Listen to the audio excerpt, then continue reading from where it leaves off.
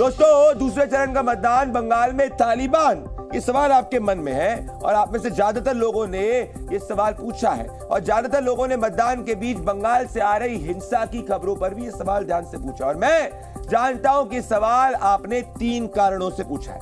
पहला, ये तस्वीर की वजह से। दोस्तों, दूसरे चरण के चुनाव के बीच आज पूर्वी मिदनापुर में बीजेपी समर्थक का शव फंदे से लटका मिला। क्या दोस्तों ये चुनावी मर्डर है? ध्यान से सुनिएगा। दोस्तों, दूसरी बड़ी वजह यह है संदेश खाली की तस्वीर। यहां एनएसजी कमांडो पहुंच चुके हैं। जानते हैं दोस्तों क्यों? क्योंकि टीएमसी के नेता के घर में भारी मात्रा में हथियार मिले हैं। दोस्तों, क्या टीएमसी की प्लानिंग चुनाव में हिंसा फैलाने की थी? ये सवाल का जवाब भी आपको मैं। दोस्तों, तीसरी बड़ी वजह है बंगाल में तालिबान की बात क्यों हो रही है। बालूरघाट में हो रही वोटिंग के बीच आज भारतीय जनता पार्टी के उम्मीदवार सुकांतो मधुस्टार और टीएमसी कार्यकर्ताओं के बीच में झड़प हुई। ऐसा क्यों हुआ? इस सवाल का जवाब मैं आपको दूंगा। दोस्तों, बड़ी बात पे आना चाहता हूं मैं। दोस्तों, ये तीनों तस्वीर आपके सामने है और दूसरे चरण के चुनाव में पश्चिम बंगाल से आई ये 3 तस्वीरों को आज मैं डिकोड करना चाहता हूं। लेकिन उससे पहले मालदा से प्रधानमंत्री नरेंद्र मोदी ने तृणमूल कांग्रेस पर एक बड़ा हमला किया है। ये ध्यान से सुनिए। आप देखिए टीएमसी और कांग्रेस में तुष्टीकरण का कैसा कंपटीशन चल रहा है। टीएमसी सरकार बंगाल में बांग्लादेशी घुसपैठियों को लाकर बसाने का काम करती है। इन घुसपैठियों को आपकी जमीन खेत पर कब्जा करवाती है और कांग्रेस आपकी संपत्ति ऐसे वोट बैंक में बांटने की बात कर रही है। दोस्तों, हमें दुनिया के सबसे बड़े लोकतंत्र होने पर गर्व है और होना भी चाहिए। ये कहते हुए मुझे भी गर्व है दोस्तों। लेकिन मैं ये पूछना चाहता हूं और आज सच भी पूछना चाहता हूं कि दीनबंधु के परिवार को आज मैं मुंह दिखाने लायक नहीं हूं दोस्तों, ना में से कोई है। दोस्तों, वो दीनबंधु जो पश्चिम बंगाल के पूर्वी मिदनापुर के रहने वाले थे, वो दीनबंधु जो पहली बार लोकसभा चुनाव में वोट डालने वाले थे, वो दीनबंधु जिनकी उम्र 18 साल थी, वो दीनबंधु जो 12वीं क्लास में पढ़ते थे। लेकिन दूसरे चरण की वोटिंग शुरू होने से ठीक पहले दीनबंधु का शव फंदे से लटका मिला।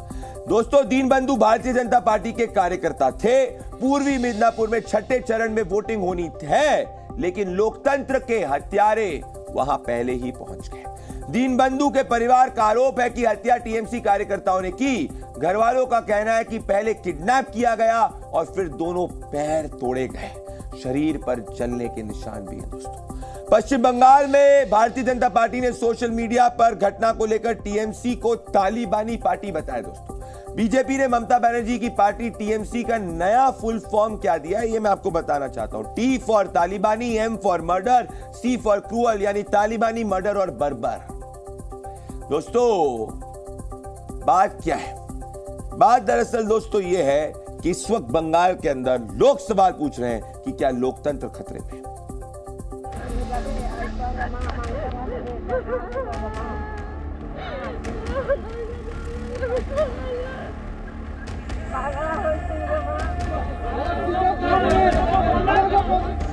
কি মনে করে সব ওটা খুন কারা করেছে? টিএমসি লোক। আপনারা কোন দল করেন? বিজেপি করে।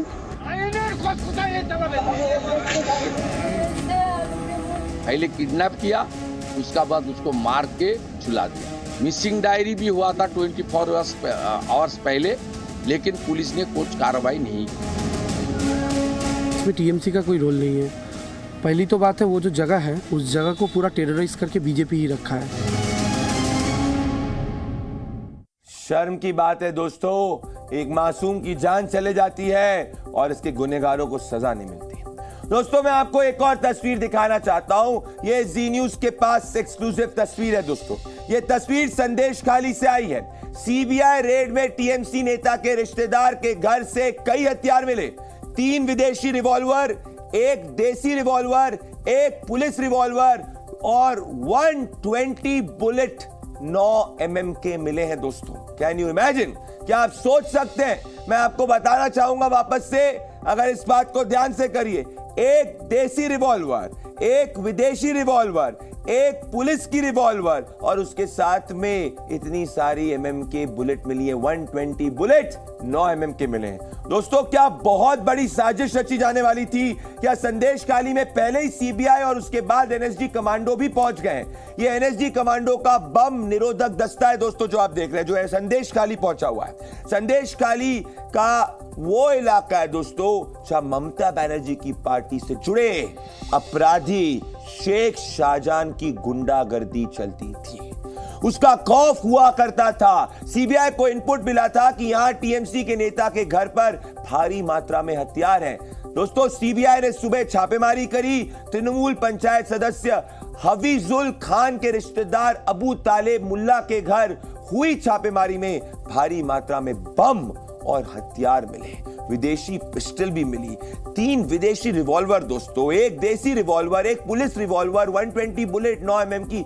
3 लोगों को हिरासत में लिए जाने की बात है। सीबीआई को शक है कि कुछ हथियार विदेश से लाए गए थे दोस्तों। हथियार और बम का जखीरा मिलने के बाद एनएसजी के बम निरोधक दस्ते को वहां भेजा गया। दोस्तों सोचिए, चुनाव के दौरान बम का जखीरा मिलना और हथियार मिलना, ये कितनी चिंता की बात है। दोस्तों, मैं एक और बात करना चाहता हूं। क्या ऐसा तो नहीं कि ये हथियार कोई बड़ी साजिश को अंजाम देने के लिए यूज किए जा रहे थे? ऐसा तो नहीं चुनाव को डिरेल करने की कोशिश के लिए यूज किए जा रहे थे? ये सवालों की तहकीकात करना बहुत जरूरी है दोस्तों। जब दलों से जुड़े लोग ही हथियार जुटाएंगे और चुनाव में हिंसा का प्लान बनाएंगे, तो फिर बंगाल में हिंसा मुक्त चुनाव कैसे मुमकिन हो पाएगा? और फिर अगर कहा जाएगा कि बंगाल में लोकतंत्र खतरे में है, तो गलत क्या है इसमें? सीबीआई की टीम सर्च ऑपरेशन चला रहा था और सीबीआई के सर्च ऑपरेशन के दौरान ही huge quantity of arms ammunition, जिनमें फॉरेन मेड आर्म्स था, बॉम्ब में मिला था। और इस वक्त की सबसे बड़ी जो तस्वीरें सामने आ रहा है कि एनएसजी की टीम संदेश खाली में पहुंचा है कि सीबीआई जब यहां पे जांच कर रहा था, उसी दौरान कुछ ऐसा चीजें सामने आया जिसका जो इंपॉर्टेंस महसूस करते हुए एनएसजी को रिक्विजिशन भेजा गया और एनएसजी टीम यहां पे पहुंचा है। आपको दिखा दे कि एनएसजी की टीम पूरी तरह से तैयार होके जहां पे रेड हो रहा था, जहां से ह्यूज क्वांटिटी आर्म्स मिला है। और आपको दिखा दे 5 कॉन्वॉय, जो 5 गाड़ी लेके यहां पे एनएसजी की टीम यहां पे पहुंचे हैं। अपने जो अत्याधुनिक जो आर्म्स है उसकी तरह उसको लेके पूरी तैयारी के साथ एनएसजी की टीम यहां पे पहुंचा है। उनके जो कॉन्वॉय है उनमें एक एम्बुलेंस भी रखा है। अगर कोई भी घटना घटता है, जो बॉम्ब रिकवर हुआ है उसको डिफ्यूज करने के बाद आपको दिखा दे कि एनएसजी के कमांडोज जो है पूरी तरह से तैयार हो रहे हैं। जहां से आर्म्स एमुनेशन मिला है उसको वहां पे सर्च ऑपरेशन। सीबीआई की छापेमारी क्यों हुई थी, अब इसको मैं आपको समझाऊंगा। 5 जनवरी को ईडी की टीम ने शेख शाहजहां के ठिकानों पर छापा मारा था। उस समय भीड़ ने ईडी की टीम पर ही हमला कर दिया था। इसी मामले को लेकर सीबीआई ने अलग से एफआईआर दर्ज करी थी और आज इसी सिलसिले में सीबीआई ने छापेमारी करी दोस्तों। संदेश खाली में हथियार बरामदगी को लेकर चुनाव आयोग ने मॉडल कोड ऑफ कॉन्डक्ट के तहत रिपोर्ट मांगी है। संदेश खाली पर एक और बड़ी बात यह है दोस्तों, जो मैं आपको सामने बताने वाला हूं। संदेश खाली में महिलाओं के साथ यौन शोषण के मामले पर कलकत्ता हाईकोर्ट ने सीबीआई जांच का आदेश दिया था। सीबीआई जांच इस वक्त चल रही है, लेकिन ममता सरकार सीबीआई जांच के खिलाफ सुप्रीम कोर्ट चली गई है। इस मामले की सुनवाई सुप्रीम कोर्ट में 29 अप्रैल को होनी है। सवाल यह है, ममता दीदी क्या छुपाना चाहती है? उनको किस बात का डर है?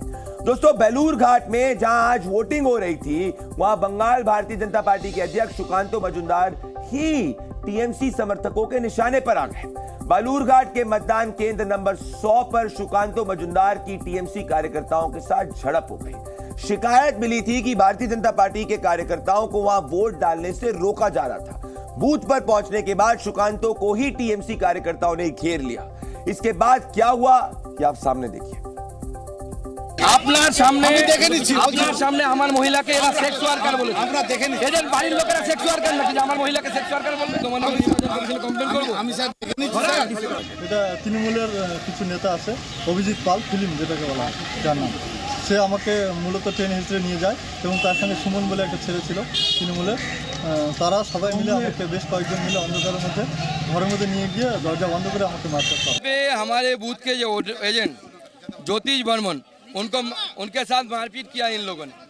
उसका कसूर यही टीएमसी के गुंडे हैं, सारे टीएमसी गुंडे हैं, सारे शेख शाहजहां के औलाद है सारे। दोस्तों सवाल यही है कि जब देश के हर कोने में वोटिंग शांति से हो रही है तो सिर्फ बंगाल के अंदर क्यों इस तरीके की घटनाएं हैं, ये आपको सोचना चाहिए। दोस्तों अब मैं अगले सवाल पे आना चाहता हूं। 2024 के चुनाव में जिन और घुसपैठिए क्या असदुद्दीन ओवैसी इसीलिए बौखला गए। दोस्तों कल असदुद्दीन ओवैसी प्रधानमंत्री नरेंद्र मोदी के संसदीय क्षेत्र वाराणसी में थे। ओवैसी के बारे में आप भी सब जानते हैं कि वो खुद को देश में मुसलमानों के एक लौते मसीहा बताने की कोशिश करते हैं और उनको हमेशा ये होता है कि वही से मुस्लिम नेता है। इस बार तो उन्होंने माफिया मुख्तार अंसारी को ही शहीद बता दिया। दोस्तों वैसे जी न्यूज अपराधी को शहीद बताने वाली सोच के खिलाफ बुलंद आवाज उठाता है और मैं ऐसे अपराधी वाली सोच के खिलाफ खुलकर बोलते रहूंगा क्योंकि मैं संपूर्ण देशभक्ति में विश्वास रखता हूं। दोस्तों इसीलिए इस मुद्दे को तूल देने की जरूरत नहीं है, लेकिन उन्होंने प्रधानमंत्री नरेंद्र मोदी के मुस्लिम वाले बयान पर, मुस्लिम आरक्षण वाले बयान पर क्या जवाब दिया, ये मैं आपको जरूर सुनाऊंगा कैसे बौखला चुके हैं असदुद्दीन ओवैसी। दोस्तों इस बार बड़ी बात यह है कि दूसरे चरण का पूरा चुनाव प्रचार मुसलमान पर टिक रहा है। सोचिए कांग्रेस के घोषणा पत्र लॉन्च होने के बाद पहले मुस्लिम लीग का मुद्दा उठा, फिर मंगलसूत्र की बात हुई, उसके बाद 3 दिन तक मुस्लिम आरक्षण पर सवाल उठे और आज शरिया के साथ जिन भी सरिया वाला भाग आ गया। दोस्तों ये ट्रेंड भी कर रहा था। अमित शाह ने आरोप लगाया कि कांग्रेस संविधान हटाकर शरिया लागू करना चाहती है, तो गिरिराज सिंह ने ओवैसी को जिन बताते हुए कहा कि वो खुद देश के लिए बहुत बड़ा खतरा है। देखिए दोस्तों कैसे चुनाव में तुष्टीकरण एक प्रमुख मुद्दा बन चुका है इस रिपोर्ट में।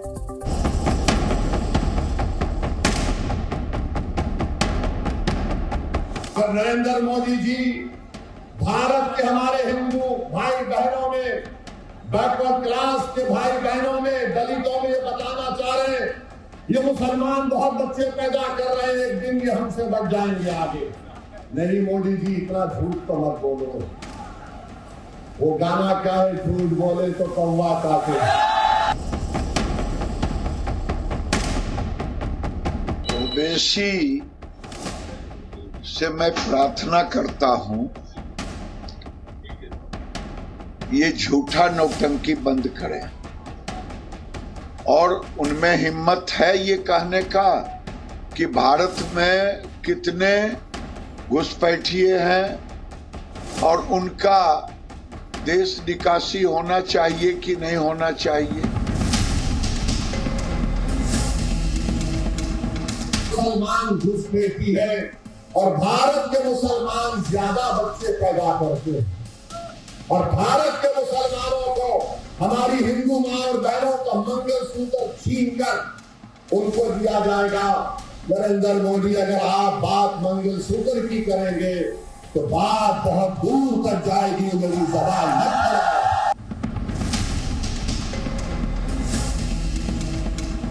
चाहे रोहिंग्या हो चाहे बांग्लादेशी हो, इस पर जुबान क्यों बंद हो जाती है? ओवैसी के अंदर जो जिन बैठा हुआ है वो जिन देश के लिए खतरा है। पर्सनल लॉ को आप आगे बढ़ाएंगे तो क्या ये देश अब शरिया के आधार पर चलेगा? पर्सनल लॉ में संशोधन, पर्सनल लॉ में सुधार होना चाहिए, उनको मॉडर्नाइज होना चाहिए। इसका उल्टा कहां पढ़ रहे हैं अमित शाह? इस तरह की बातें करके आप जनता को भ्रमित मत करिए। दोस्तों अब ईवीएम पर कोई बेवजह इल्जाम नहीं लगा सकता। ऐसा दोस्तों क्यों हुआ ये मैं आपको बताना चाहता हूं। दोस्तों ईवीएम के जरिए डाले गए वोट की वीवीपैट की पर्चियों से 100% मिलान अब जरूरी नहीं है दोस्तों। सुप्रीम कोर्ट ने याचिकाकर्ताओं को एक बड़ा झटका मिला है। 2024 के चुनाव में दूसरे दौर के वोटिंग के दौरान सुप्रीम कोर्ट ने पूरी तरह साफ कर दिया था कि ईवीएम चुनाव में ईवीएम का ही इस्तेमाल होगा। अभी 5 चरणों के चुनाव बाकी है, लेकिन सुप्रीम कोर्ट के अहम फैसले में जो सबसे बड़ी बात सामने आई है वो मैं आपको बताना चाहता हूं। दोस्तों ध्यान से सुनिएगा। दोस्तों सुप्रीम कोर्ट ने साफ कर दिया है कि ईवीएम के जरिए डाले गए वोटों का 100% वीवीपैट मिलन जरूरी नहीं है, नहीं किया जाएगा। साथ ही सुप्रीम कोर्ट ने यह भी साफ कर दिया है कि बैलेट पेपर से चुनाव नहीं होंगे। सुप्रीम कोर्ट का फैसला चुनाव आयोग के लिए भी एक राहत की बात है, जबकि ईवीएम पर सवाल उठाने वालों को एक करारा तमाचा है। सुप्रीम कोर्ट ने सुनवाई के दौरान सख्त टिप्पणियां दी हैं दोस्तों।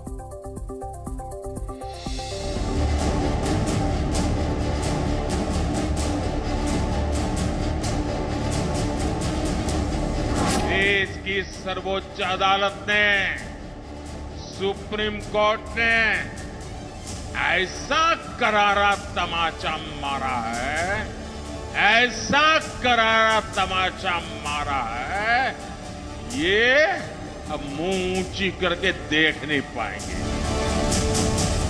सुप्रीम कोर्ट के फैसले के बाद सबसे पहले और सबसे आक्रामक प्रतिक्रिया प्रधानमंत्री नरेंद्र मोदी की ओर से आई। जाहिर है चुनाव के अगले 5 चरणों में भी अब अगर ईवीएम को लेकर कोई सवाल पैदा करेगा तो सबसे पहले उसे सुप्रीम कोर्ट के फैसले को बहुत ध्यान से समझना होगा, ताकि चुनावी हार जीत में ईवीएम पर कोई यूं ही ठीकरा ना फोड़ने लगे। वैसे आज मतदाताओं ने भी ईवीएम पर सवाल करने वालों से सवाल करते हुए सुप्रीम कोर्ट के फैसले का स्वागत किया और उन लोगों को आईने में देखने के लिए कहा जो बेवजह ईवीएम पर प्रश्न चिन्ह लगाते हैं। माननीय सुप्रीम कोर्ट ने भी ये ऑर्डर दिया है कि किसी तरह का इसमें कोई धांधलेबाजी या गड़बड़ी नहीं है, तो ये सही है और हम लोग इसका सपोर्ट करते हैं। हम 2024 में जी रहे हैं और ये पुरानी प्रक्रिया है, ये एडवांस टेक्नोलॉजी है और ये तो इलेक्ट्रॉनिक डिवाइस है। और आज हमारे 2024 में किसके पास इतना समय है कि वो ईवीएम पर्ची के थ्रू जो है वो वोटिंग लिस्ट को काउंटिंग करें। विपक्ष है ना जो हार का ठीकरा पहले से ही ईवीएम पर ठोकता है, वो आज सुप्रीम कोर्ट ने साफ कर दिया। आपको बता दें कि सुप्रीम कोर्ट ने बैलेट पेपर से चुनाव कराने और इलेक्ट्रॉनिक वोटिंग मशीन ईवीएम और वीवीपैट स्लिप की 100% क्रॉस चेकिंग कराने से जुड़ी सभी याचिकाएं खारिज कर दी हैं। सर्वोच्च न्यायालय ने साथ ही ईवीएम के इस्तेमाल के 42 साल के इतिहास में पहली बार जांच का रास्ता खोल दिया है। अब आपको बताते हैं कि कोर्ट ने क्या कहा है। कोर्ट ने फैसले में कहा है कि ईवीएम पर संदेह जताने वाले मुद्दे पर हमेशा के लिए विराम लग जाना चाहिए। जब तक ईवीएम के खिलाफ कोई पुख्ता सबूत न हो, मौजूदा व्यवस्था निरंतर सुधार के साथ लागू रहनी चाहिए। मतदान के लिए ईवीएम के बजाय बैलेट पेपर या फिर कोई दूसरा पीछे ले जाने वाली व्यवस्था को अपनाना जो देशवासियों के हितों की सुरक्षा न कर सके, उससे बचना चाहिए। यहाँ आपको ये भी जानना जरूरी है कि कोर्ट के फैसले से क्या क्या असर होगा। सुप्रीम कोर्ट के इस फैसले से आम आदमी की वोट देने की प्रोसेस में कोई बदलाव नहीं होगा, यानी ईवीएम से जुड़ी मौजूदा प्रक्रिया जारी रहेगी। फैसले के बाद राजनीतिक पार्टियां और कैंडिडेट्स के लिए एक रास्ता खुला है, वे ईवीएम की जांच करवा सकेंगे। दूसरे या तीसरे नंबर पर आने वाले किसी कैंडिडेट को शक है तो वह रिजल्ट घोषित होने के 7 दिन के भीतर शिकायत कर सकता है। उनकी सभी याचिकाएं खारिज हो गई, लेकिन ईवीएम की जांच के आदेश से थोड़ी राहत मिली। कोर्ट ने बोला है कि जो भी बर्न्ट मेमोरी है उसमें 5 हर असेंबली कंस्टिट्यूएंसी में 5 ईवीएम यूनिट की बर्न्ट मेमोरी को एग्जामिन करने का नंबर 2 या नंबर 3 कैंडिडेट दरखास्त दे सकता है और उसको फिर एक टेक्निकल टीम एग्जामिन करेगी। ईवीएम पर सुप्रीम कोर्ट ने भरोसा जताया है तो चुनाव आयोग को भी 2 महत्वपूर्ण निर्देश जारी किए हैं। निर्देश number 1, symbol loading unit seal बंद हो। चुनाव परिणाम की घोषणा के बाद 45 दिन तक इसे स्ट्रांग रूम में सील बंद रखा जाए। निर्देश नंबर 2, उम्मीदवार को ईवीएम की जांच का अधिकार हो। चुनाव परिणाम के बाद दूसरे या तीसरे नंबर पर आने वाले उम्मीदवार अगर इससे संतुष्ट नहीं हैं, तो वो 7 दिन के भीतर वो जांच की मांग कर सकते हैं। इंजीनियर की टीम जब जांच कर रही हो तो उम्मीदवार वहां मौजूद रह सकते हैं। जांच के बाद इंजीनियर की टीम के परामर्श के बाद जिला निर्वाचन अधिकारी ये घोषणा करेंगे कि कोई गड़बड़ हुई है या नहीं। खास बात यह भी है कि सुप्रीम कोर्ट के फैसले में सरकार के लिए कोई निर्देश नहीं है। इस बीच अररिया की चुनावी रैली में प्रधानमंत्री नरेंद्र मोदी ने कोर्ट के फैसले का स्वागत करते हुए ईवीएम पर सवाल उठाने वालों पर तीखा हमला बोला है। इन्हीं लोगों को देश की सर्वोच्च अदालत ने, सुप्रीम कोर्ट ने ऐसा करारा तमाचा मारा है, ऐसा करारा तमाचा मारा है, ये अब मुंह ऊंची करके देख नहीं पाएंगे। जाहिर है सर्वोच्च न्यायालय के फैसले के बाद अब ईवीएम को लेकर बेवजह की राजनीति पर लगाम लगेगी। दिल्ली से अरविंद सिंह के साथ ब्यूरो रिपोर्ट, जी मीडिया। दोस्तों, अब मैं आपको बताना चाहता हूं कि कैसे सुप्रीम कोर्ट के फैसले के बाद ईवीएम को लेकर नेताओं के बीच एक वार और पलटवार शुरू हो गया। ये बहुत लंबी है, वीवीपैट को लेकर के, ईवीएम को लेकर के और बैलेट पेपर को लेकर के। माननीय सुप्रीम कोर्ट का जो भी फैसला है उसको अंततः सब स्वीकार करेंगे। जिस प्रकार का निर्णय सर्वोच्च न्यायालय से, सुप्रीम कोर्ट से ईवीएम के विषय पर आया है, अब जो ईवीएम और इलेक्शन कमीशन के बारे में प्रोपेगेंडा, प्रपंच और भ्रांतियां फैलाने का काम कांग्रेस और इंडिया अलायंस के नेता और उनका पूरा इकोसिस्टम कर रहा था, उनको नतमस्तक होकर माफी मांगनी चाहिए। सुप्रीम कोर्ट ने यह कहा है कि हमारे कुछ करने से अभी भ्रम पैदा होगा। मेरा अपना मानना है कि निष्पक्ष और फ्री एंड फेयर इलेक्शन कराना चुनाव आयोग की जिम्मेदारी है और हमारी यही मांग है, आप ईवीएम से चुनाव कराइए, कोई आपत्ति नहीं है।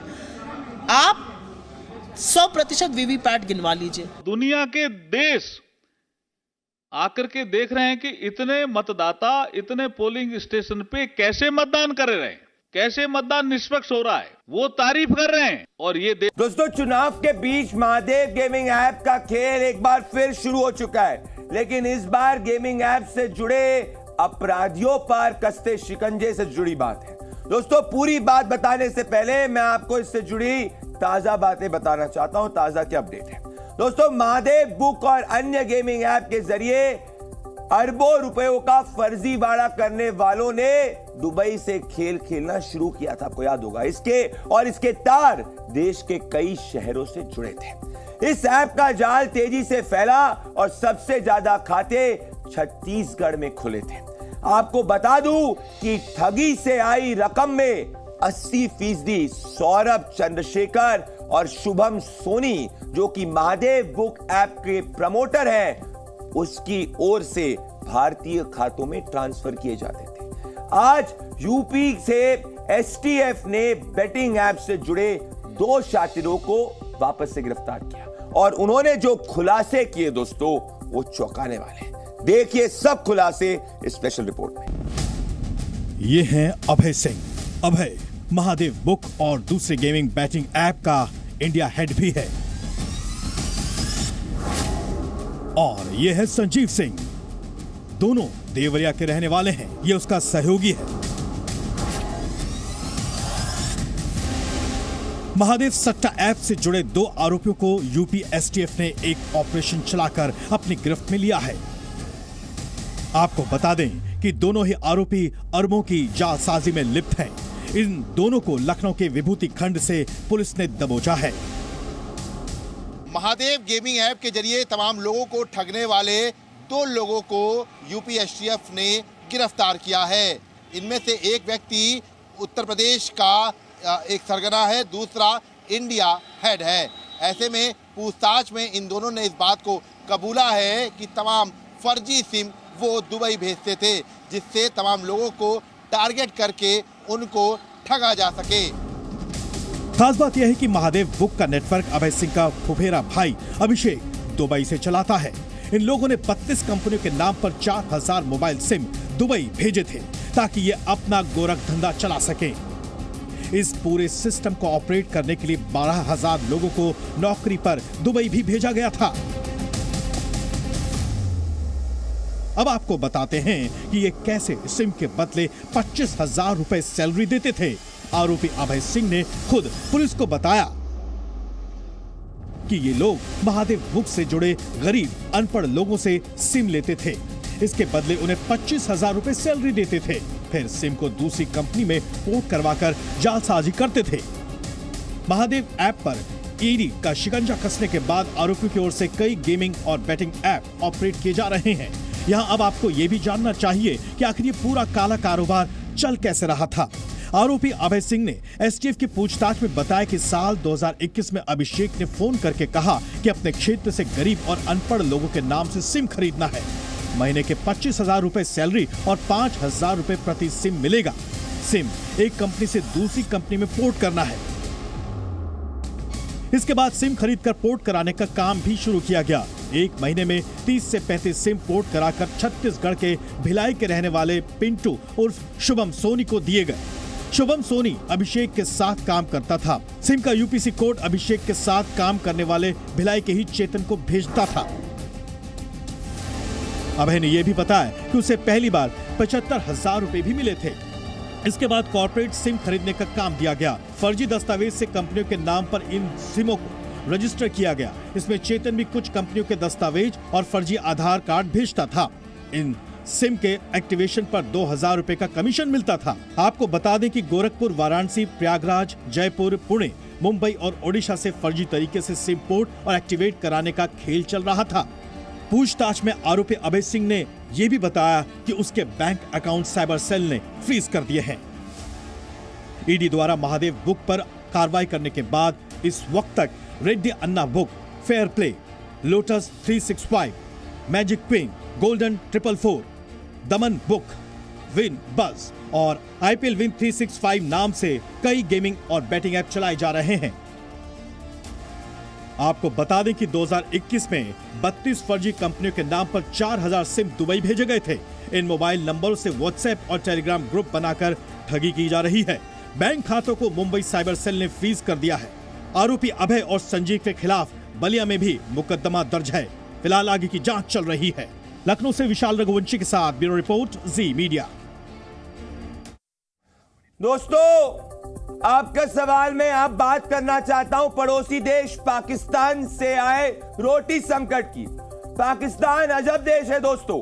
कभी यहां पर आटे की किल्लत हो जाती है, कभी यहां गधों की सेल लगती है, तो कभी पाकिस्तान के भिखारी ही अपने देश की दुनिया भर में बदनामी करवाते हैं। अब पाकिस्तान से एक और मजेदार खबर आ रही है दोस्तों कि क्या वहां पर रोटी अब अदालतों में मिलेगी। यह सवाल इसीलिए क्योंकि पाकिस्तान में रोटी और नान का मुद्दा अब अदालत की चौखट तक पहुंच चुका है। सस्ती रोटी खाने की पाकिस्तानी जनता की उम्मीदों पर अदालत ने पानी फेर दिया है। महंगाई से जूझ रही जनता को महंगी तंदूरी और महंगे नान से ही काम चलाना पड़ेगा। पाकिस्तान में सरकार की ओर से पिछले दिनों रोटी की कीमत घटाने का ऐलान किया गया था, लेकिन चंद घंटों में अदालत ने पाकिस्तान की गरीब जनता की रोटी पर पानी फेर दिया। दोस्तों, सवाल उन शहबाज शरीफ से, उस शहबाज शरीफ से जो पाकिस्तान का प्रधानमंत्री है और बड़ी बड़ी बातें करता है सत्ता में आने के लिए। क्या उसे अपने मुल्क में एक रोटी की कीमत पता है? क्या उन्हें पता है कि पाकिस्तान की जनता कितनी मुश्किल से 2 वक्त की रोटी खरीद पा रही है? पाकिस्तान में जनता से रोटी वाले मजाक पर देखिए स्पेशल रिपोर्ट। पाकिस्तान वाकई दुनिया का एक ऐसा मुल्क है जिसे समझना किसी के बस की बात नहीं है। पाकिस्तान की जनता आटे दाल के लिए तरस रही है। उसके पास 2 वक्त की रोटी जुटाने के पैसे नहीं हैं। ऐसे हालात में पाकिस्तान ने अपनी ही जनता के साथ बहुत भद्दा मजाक किया है। रात में रोटी की कीमतें कम की जाती हैं ताकि गरीब जनता सस्ती रोटियां और नान खरीद सके, लेकिन अगले ही दिन जनता की उम्मीदों पर अदालत पानी फेर देती है। पाकिस्तान की आवाम सरकार और कोर्ट के फैसलों के बीच पिस कर रह जाती है। पाकिस्तान की जनता अपने नसीब को कोस रही होगी कि किस मुल्क में जन्म ले लिया। वहां की सरकारों ने उन्हें महंगाई के ऐसे चक्रव्यूह में फंसा रखा है जिससे वो चाहकर भी नहीं निकल सकते। गुरुवार को पाकिस्तान में रोटी की कीमत घटाने का ऐलान किया गया था। तंदूर रोटी की कीमत 20 रुपए से घटाकर 16 रुपए कर दी गई थी, तो नान की कीमत 25 रुपए से घटाकर 20 रुपए कर दिया गया था। लेकिन 12 घंटे के अंदर ही सरकार के इस फैसले को कोर्ट ने पलट दिया और रोटी नान की कीमत घटाने के आदेश पर रोक लगा दिया। पाकिस्तान में जनता को तंदूर रोटी, नान और डबल नान खरीदना पड़ता है। बाकायदा वहां पर दुकानें हैं जो तंदूरी रोटी और नान बेचती हैं। इनकी कीमत तंदूर रोटी बनाने वालों का संगठन और सरकार मिलकर तय करती है। अब तो पाकिस्तान के लोग अपनी ही सरकार से सवाल पूछ रहे हैं कि अगर रोटी सस्ती करनी है तो पहले सिलेंडर और बिजली के दाम क्यों नहीं घटाते। ये है पाकिस्तान की हकीकत, जो अपने देश की जनता को महंगाई से बचाने का सिर्फ दिखावा करती है। हकीकत तो ये है कि वहाँ की सरकार खुद ही महंगाई के लिए जिम्मेदार है। कभी आटे के लिए लड़ाई, कभी रोटी की महंगाई, तो कभी पेट्रोल डीजल की कीमतें। जब से शहबाज शरीफ ने सत्ता संभाली है, वो अपनी जनता पर महंगाई बम फोड़ने के मामले में इमरान खान से 4 कदम आगे निकल गए हैं। ब्यूरो रिपोर्ट, जी मीडिया। दोस्तों, पाकिस्तान के प्रधानमंत्री शहबाज शरीफ की एक बात में तारीफ करनी चाहिए। वो सच बोल देते हैं। वो ये नहीं सोचते कि इससे पाकिस्तान की बेइज्जती होगी या फिर उनकी बेइज्जती पूरे विश्व में होगी। दोस्तों, शहबाज शरीफ ये कहने से भी नहीं हिचकिचाते, उन्हें दूसरों की तरक्की देखकर शर्मिंदगी होती है।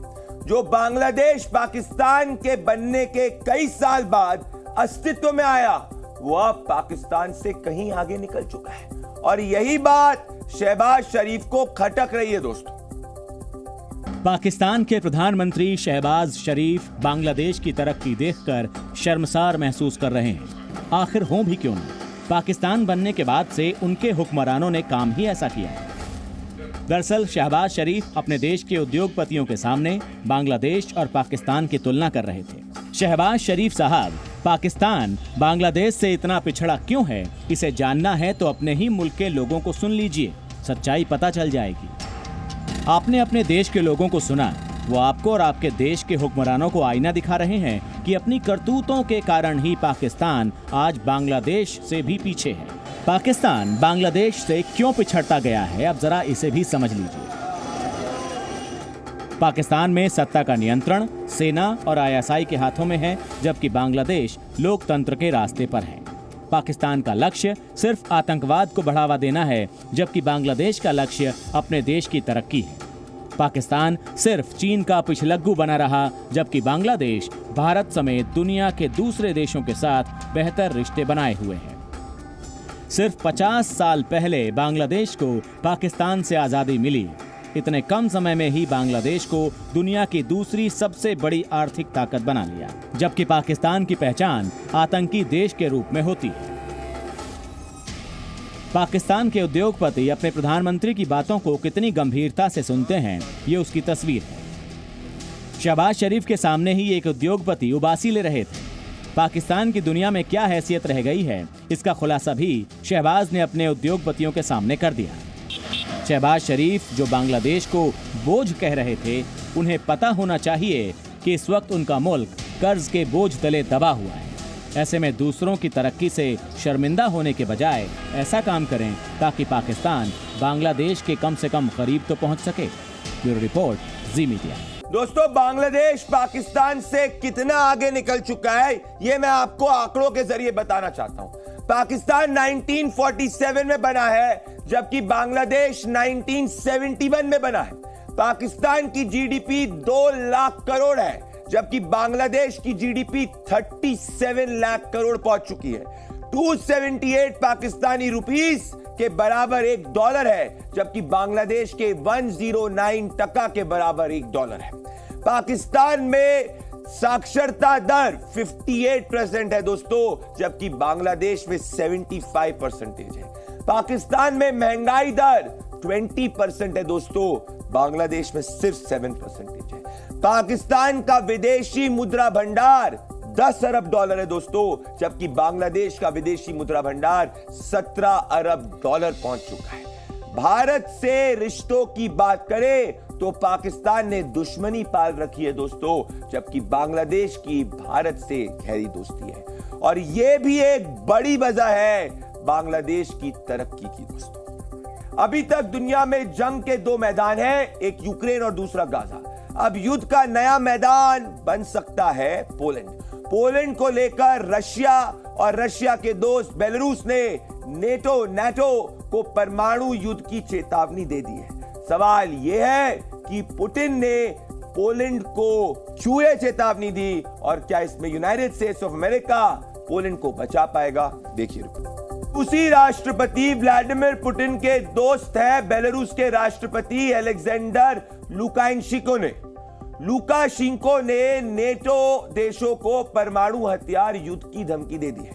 यहां तक कि लुकाशेंको ने दावा किया है कि उन्होंने अपनी सेना को पोलैंड बॉर्डर के करीब तैनात कर दिया है। लुकाशेंको ने खुलासा किया कि उनकी सेना मात्र कुछ ही घंटों के अंदर पोलैंड की सीमा में दाखिल हो सकती है। बेलारूस पोलैंड को युद्ध की धमकी क्यों दे रहा है, उसके लिए इस पूरे इलाके को मैप के जरिए मैं समझाता हूं और युद्ध की धमकी की वजह भी बताता हूं। दोस्तों, पोलैंड और बेलारूस एक दूसरे के पड़ोसी देश है, जबकि बेलारूस और रूस एक दूसरे के पड़ोसी देश है। पोलैंड नाटो संगठन में शामिल है और पोलैंड के राष्ट्रपति ने पिछले दिनों खुलासा किया है कि नाटो के परमाणु हथियार जल्द पोलैंड में तैनात होंगे। जाहिर है परमाणु हथियारों का निशाना रूस ही होगा। पुतिन को यह बर्दाश्त नहीं है कि उसकी सीमा से 500 किलोमीटर दूर यूनाइटेड स्टेट्स ऑफ अमेरिका के परमाणु हथियार तैनात हो। बेलारूस और रशिया एक दूसरे के पड़ोसी हैं और दोनों देशों के राष्ट्रपति एक दूसरे के घनिष्ठ मित्र हैं। बेलारूस में रशिया के परमाणु हथियार पहले से ही तैनात हैं।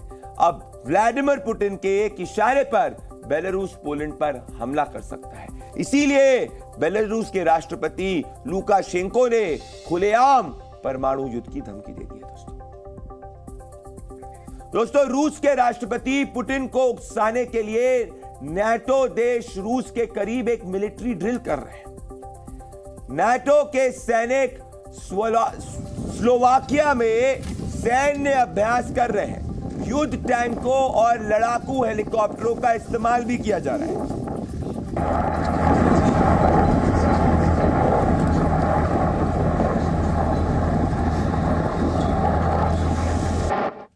दोस्तों, भले वो रशिया हो, भले बेलारूस हो, भले यूनाइटेड स्टेट्स ऑफ अमेरिका हो, ये बात कॉमन है कि हर देश अपने नेशनल इंटरेस्ट, अपने राष्ट्र हित को प्रोटेक्ट करता है। इसीलिए आपके सवाल का मकसद सिर्फ एक है दोस्तों, संपूर्ण देशभक्ति, संपूर्ण राष्ट्रवाद और संपूर्ण सच्चाई। दोस्तों, रात 10 बजे मेरे साथ धर्म मंच देखना मत भूलिएगा, क्योंकि हिंदुस्तान में एक बड़े कॉन्स्पिरेसी को मैं एक्सपोज करूंगा जो देश हित के विरुद्ध है। नमस्कार। जी न्यूज़।